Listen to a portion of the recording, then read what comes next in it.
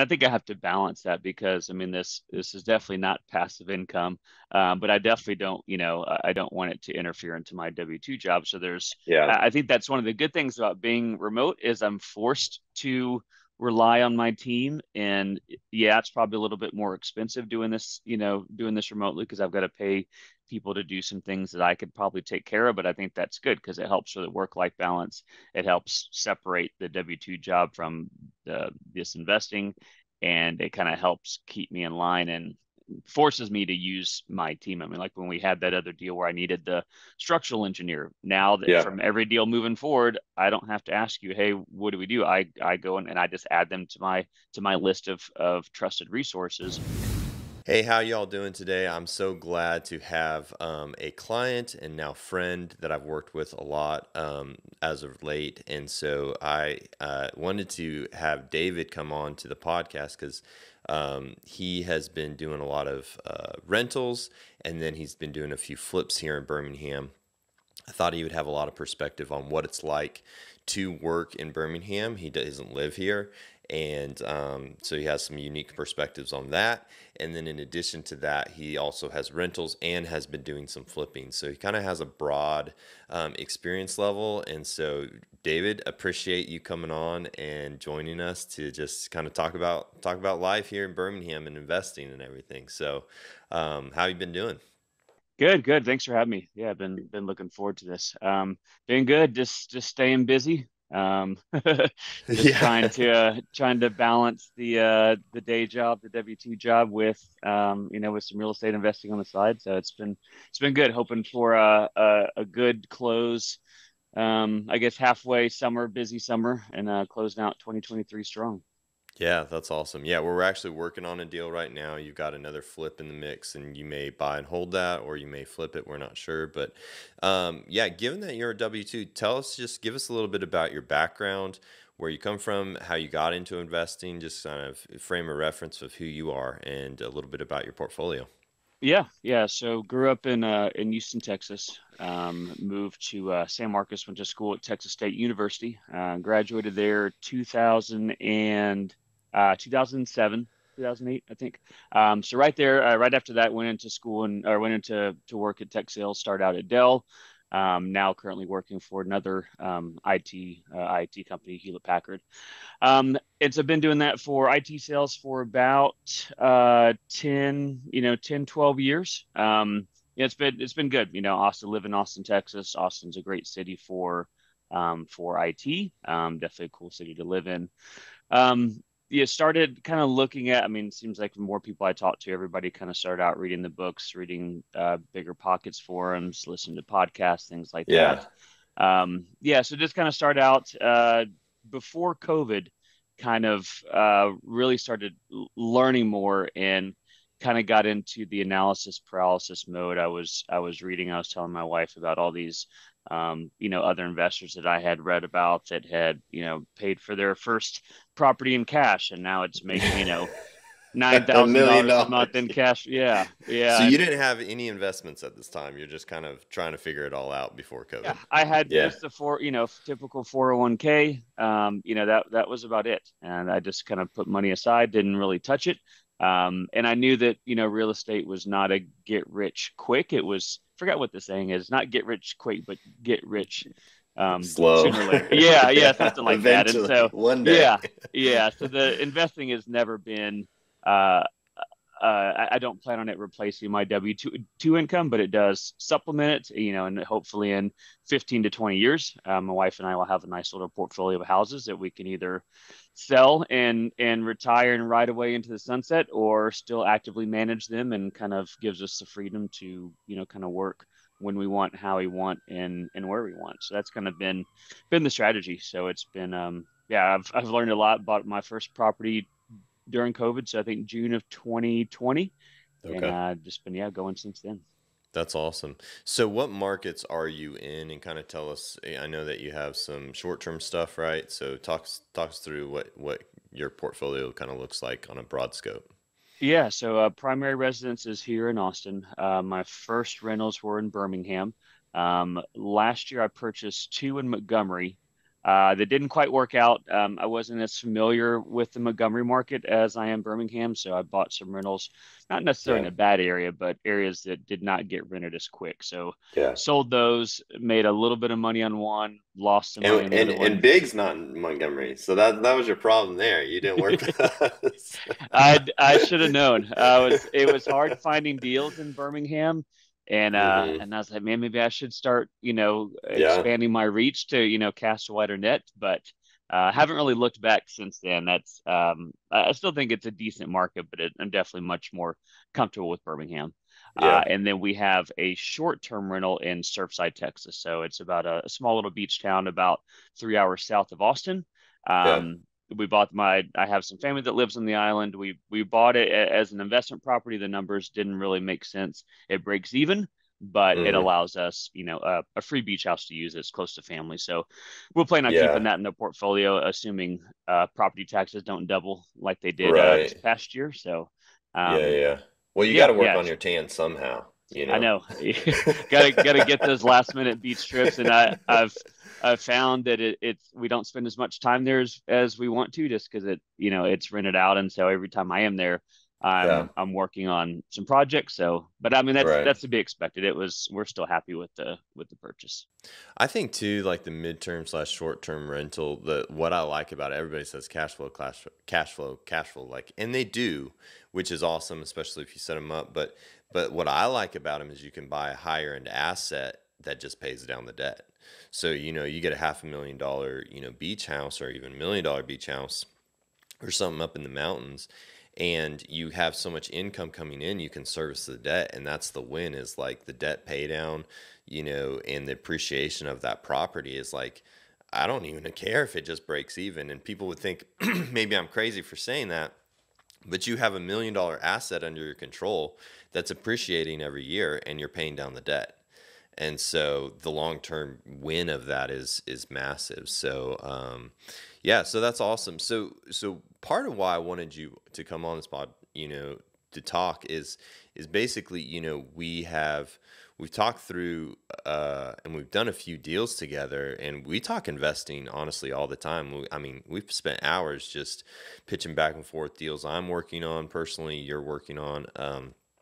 And so I wanted to get your thoughts and kind of breakdown of Williamsburg. So Williamsburg is a property that you found off market through a wholesaler. It's in a pocket that we've sold some other stuff in, so you felt relatively comfortable to kind of know comps and different things like that. Work through the rehab process, work through some of the issues there, and then kind of sold it. So talk us through kind of what it was like, that specific deal, and then maybe broader scope of flipping, remotely kind of challenges, and then the good things about that. So Yeah, yeah. So I found the deal through wholesaler that I had worked with before. She actually was direct to owner on this one, so I was able to use my experience to kind of get my foot in the door with somebody local to yeah, get to this property before really anybody else got even knew it was available. So got a good price on that. My strategy, it's always evolving, but the idea for this is keep it for a rental, kind of do the rent ready rehab plus maybe a little bit nicer, in case it goes, in case we end up flipping it. And so this one was kind of the perfect property to start out as a flip. I think when I purchased it, I ran the numbers as it being a flip, but I always buy the property with the back of my mind, if I don't get the sales price that we want, that it makes sense for rental. And so I think hmm, that's what made me more comfortable about this deal going into it as my first flip was worst case scenario, let's say we put it up for 100 and we sell it for 85, whatever, that deal is not going to work for me. So, um, give it to the property manager, rent it out, get some pretty good market rents for it and cash flow $200 a yeah, month. So that was the best worst case scenario for me. So we kind of went into that not over rehabbing it, kind of staying that fine line in between, a little bit nicer than a rent ready rehab. So yeah. And I like, I'm gonna stop you right there because I like that idea of multiple strategies, your exit strategies. You're thinking about the pivots. That what if the market does this? Well, I can just rent it. What if the market goes over, well, I can sell it because I'll make more money. And even on the back end, like if you rented it, we'll say you rented it for 3 years, it still is an area that could go owner occupant, and you fix it up again on the backside and sell it, when the market maybe gives you better terms or whatever. So I think that was really smart of you to think about the multiple exits, and so that you had your back covered. So continue on, sorry, but No, no, and that's what I've learned a lot from working with you is what areas um, would most likely go to owner occupants. That's just yeah, something I didn't really think of. In certain parts of Birmingham, it's going to be tough to sell a house to a non-investor, and so I didn't really keep that right. in mind. And so that was good to know, like what streets and what areas would be good for multiple exit strategies. So yeah, got a good deal on it. I get it inspect. I'm having to do all this remotely, so that's where I rely on my team to kind of do, you know, 90, 95, 99% of the work for me. It ends up being a little bit more expensive, but allows me to invest in other areas of the country where I have a team that I trust, that will get the job done for me. So did you want me to run through the kind of numbers Yeah, right yeah. now? Just Okay. shoot kind of like what you purchased it for, what the rehab ended up being, all that kind of stuff. Yeah, yeah. So purchase price for after closing costs was 46 grand, and it is correct me if I'm wrong, it's two, 1.5, I think 1,200 square foot. So like, townhome, great location. When we originally did the budget, the budget for the rehab was around 13 or 14K. Mm-hmm. And this was one of the kind of learning curves is the inspection report did not show any kind of structural damage or anything like that they recommended being repaired. But once my contractor got in there and started ripping up the floors, we found out that the subfloor and the downstairs and living area needed a little needed replacing in more areas than we thought. So that bumped up the Yeah, budget another 10 grand. Luckily, I had enough room, to pay for stuff like that in the project, but yeah, definitely took a good chunk out of the profits. But basic just LVP in the floors. We did new countertops, painted kitchens, did carpet upstairs, and that's also kind of where I leaned on you to help with. Okay, what is under rehabbing and what is over rehabbing? What, yeah, are granite countertops too much? What kind of floors do buyers expect on this? And yeah. it ended up selling to an investor just kind of as a turnkey rental. So I think we found the perfect go. You're right in the middle of finishes that were expected by renters in that market, without going above and beyond. So overall, kind of all-in costs for that were including holding costs. So I have fortunate enough to pay cash for properties like these. I take a HELOC. Mm-hmm. Sorry, my No, phone's you're ringing. good. I have a HELOC on my primary residence here, so I'm able to save a ton of money, not having to use a hard money lender, not having to pay a Mm-hmm. bunch of points for loans. So the Yeah. holding cost and the closing costs are pretty low. So all in costs in this were right under 80. I think is around 78,000. I think we put it up for 97, I think, or 95. Ended up Yeah. selling at 93. So Yeah. margin profits, right around $9,000, which I was okay with. Honestly, I spent maybe 5 hours of my time over the course of a month, talking to contractors, talking to you about, strategy on getting it sold. So Yeah. the ROI for me is good. I'm not a professional house flipper where I need to make 30 grand each property for it to make sense.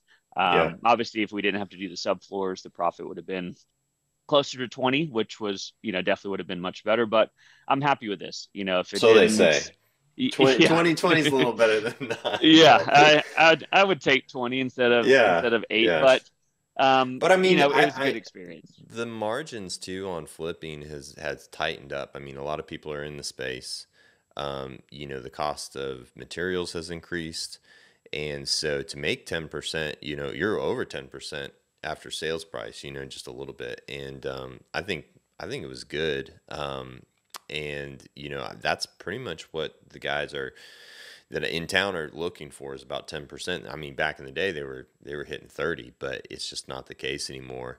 And the only thing that I think the guys who are flipping a lot in Birmingham they're just taking on bigger projects. They want that profit of 30K, but they're taking on $300,000 projects. So, but on the flip side, there's a lot of risk with that. There's a lot of holding costs. There's, I mean, they are definitely borrowing hard money, for most part. And so, I think you found a good niche in the sense of finding stuff that's in that, 100 to 150 ARV and picking it up and locking it up. We're working on another one right now that hopefully will turn out well. And talk me through a little bit about some of the challenges of working with the GC, working, even if it's challenging working with me, like you got boots on the ground, you got a team, you got to trust them. But what are some of the challenges and the things you had to work through doing a remote flip?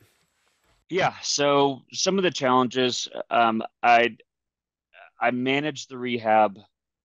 I would say manage it, myself remotely. So keeping the contractors in line with their budget and their timeline.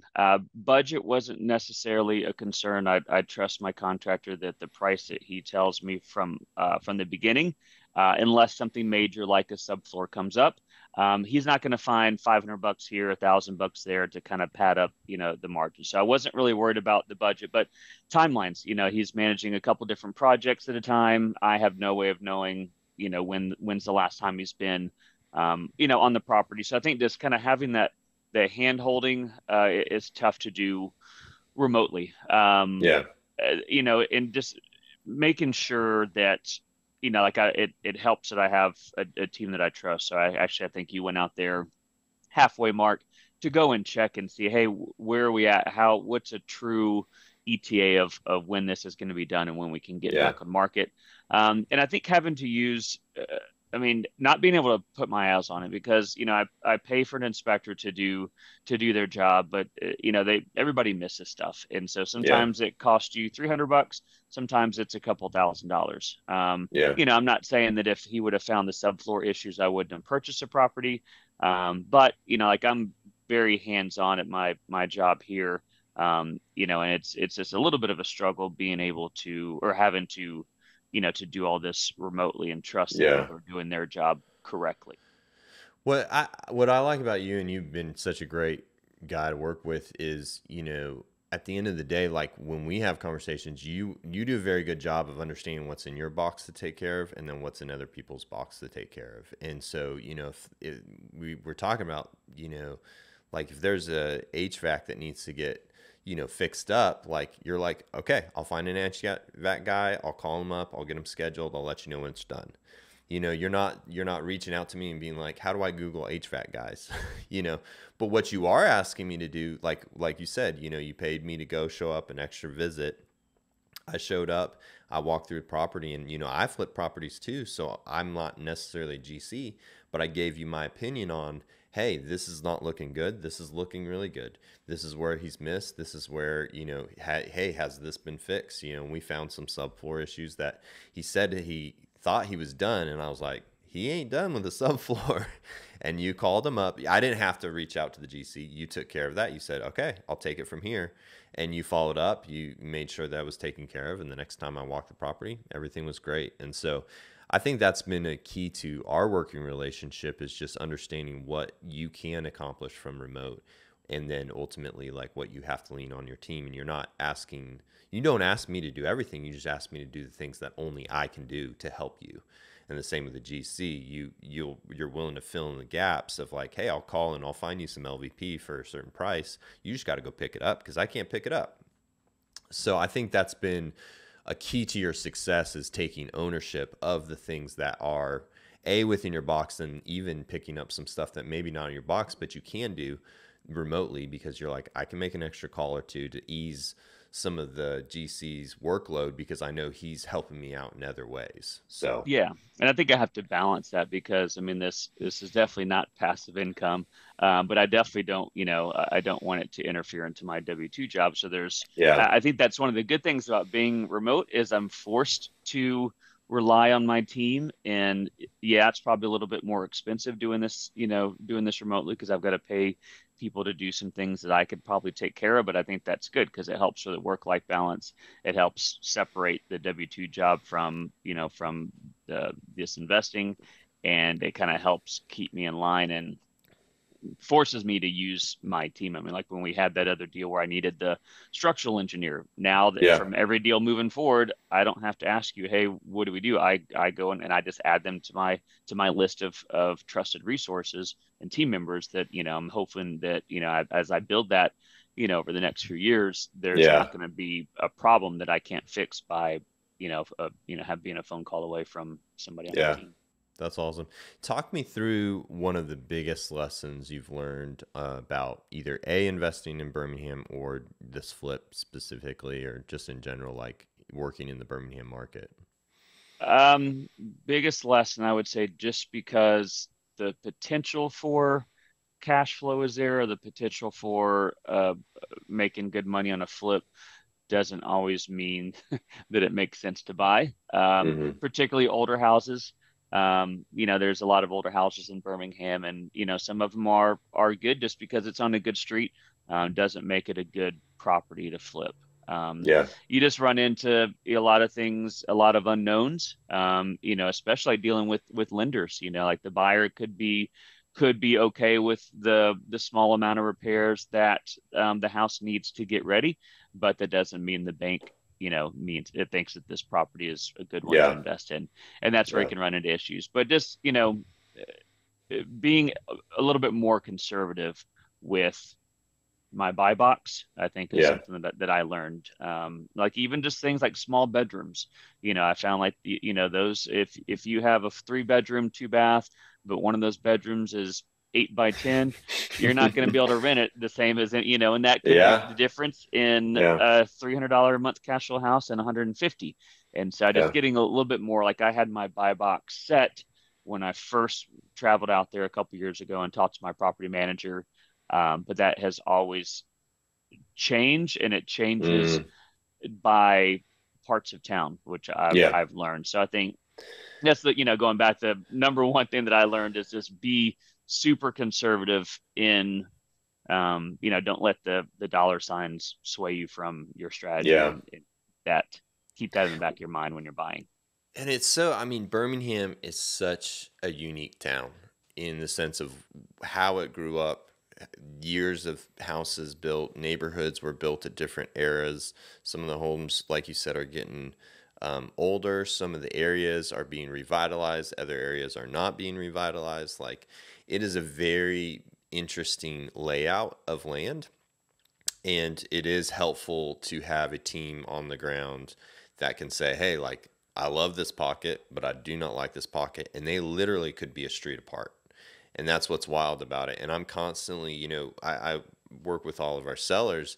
And oftentimes, before I give a list price, we typically give a range from, a high and a low range.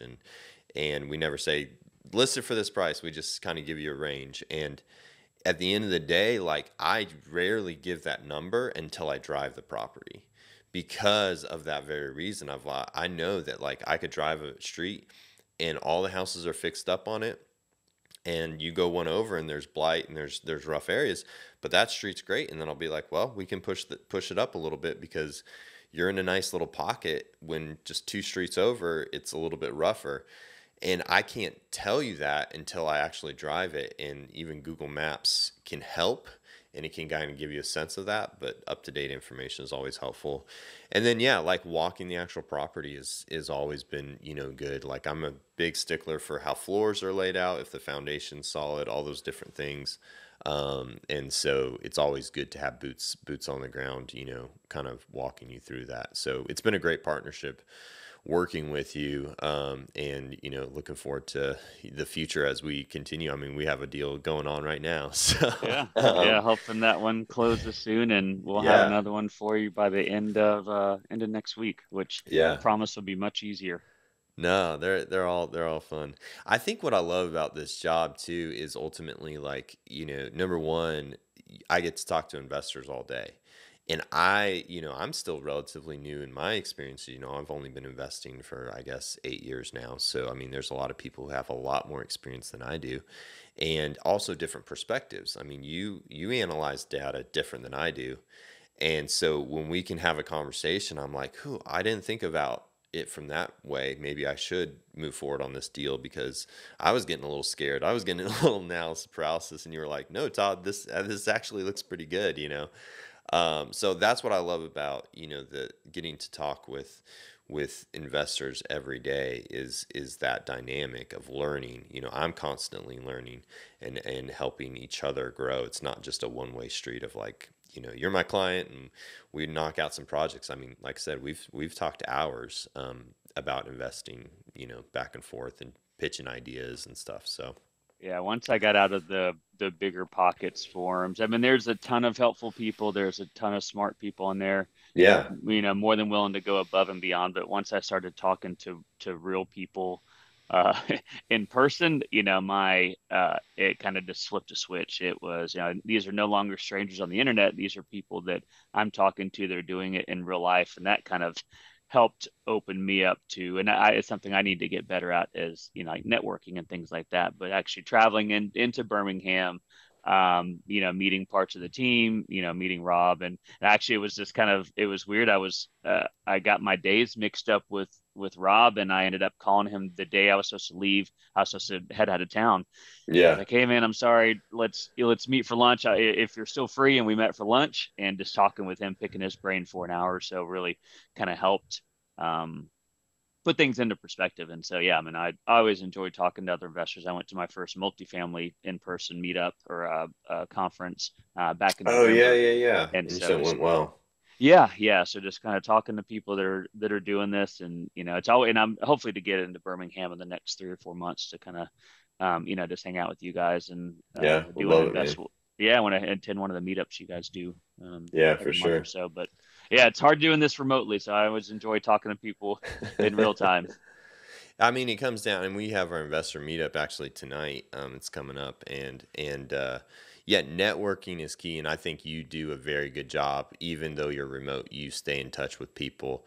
You're reaching out. We're having conversations, and so I think you've given a lot of people who hopefully get a chance to listen to this a little bit of insight into what it takes to be a successful remote investor, either with flipping and or with, buy and hold.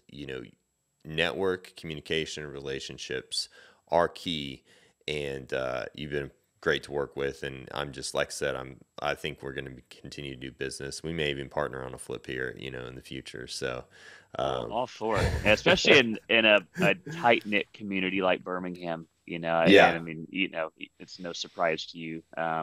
It's tough to kind of to crack that, to get your foot in the door with investors that have been doing it locally for so long. And I think there's been a lot of out of state money coming into the market over the last 4 or 5 years or so, which I think has been good overall for the market. But yeah, I yeah, mean, there's such value in those local relationships. Yeah, I mean, yeah, I can only do so much for so far. So I know, what do they say? If you want to go fast, go by yourself. If you want to go far, go together, or go something like yeah, that. So, yeah, it's yeah, true. I realize the value in team. So yeah, hopefully we can work on something soon. Yeah, man. Well, I appreciate you taking the time to hopefully give some insight in what it's like to invest here in Birmingham. Really, like I said, I think time is the most valuable asset we have. It is so it's a true honor that you would take the time to connect with us. And yeah, man, thank you again, and I hope you have a great rest of the week. And let's close this deal we're working on together. Thanks, man. Thanks for the time, and talk to you soon. Yeah, sounds good, boss. Take it All right. easy.